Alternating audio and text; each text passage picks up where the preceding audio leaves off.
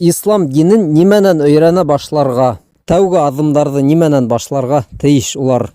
Беренчедән, әгәр кеше дингә едди итеп тотынырга теләй икән, уның эшләйһе бернисә эше бар. Мәсәлән, ул намазга басырга тиеш. Шулай бит. Намазга басыр өчен, әлбиттә, ул тәһарәт алырга һәм намаздагы кәрәкле Фатиха сүрәһе, башка дугаларны ул укырга өйрәнергә тиеш. Буның өчен китаптар язылган. Хатта менә ошо төркемдә лә таба алаһыгыз. Чөнки әгәр кеше менә бүген тотынам едди дингә дип әйтә икән, без уга әйтә алмайбыз.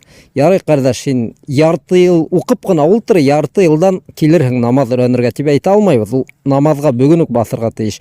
Шулай ук, әгәр мәсәлән кешенең ана шул дингә килү карары уразага тура килде икән, ул бит уразаны тотырга тиеш. Шуга шул вакыт ул уразаны ла өйрәнергә тиеш. Бунан тыш, әлбиттә, кеше үзенең белемен арттырырга тиеш. Еш кына без шундый хата яһайбыз, кардәшләр, кеше дингә киләм тиһә, без әйдә, менә тәһарәтнең шарттары шулай, мәсех ошлай кылына, һәм башка дип өйрәтәбез. Ә ул кеше бәлки теге нык-нык төбенә тиклем ышанып бетмәгәндер. Уның төрле шик шөбһәләре бар. Мәсәлән, кыямәт көне ышанып бетмәй, унда фәрештәләрнең, ендәрнең барлыгына ышанып бетә алмай. Шуның һымак мәсьәләләрдә лә ул хәл итәргә тиеш. Ә буның өчен ана шундый дингә кайтам дигән кешенең эргәһендә ниндидер ярдәмчысы булырга тиеш. Куратор дип әйтәк тә була инде. Шуга, кардәшләр, менә ошондый яшьләргә без кәңәш итер инек. Ниндидер берәй мөселманды табыгыз да, шуның эргәһендә күбрәк йөрегез.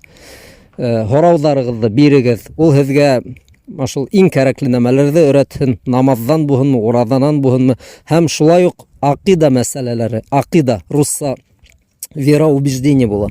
Ана шуны ла яхшы итеп өйрәнергә кәрәк, кардәшләр.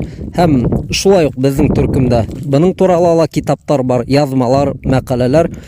Шуга рәхим итегез, төркемдә карап утырыгыз, тыңлагыз, һораударыгызды бирегез.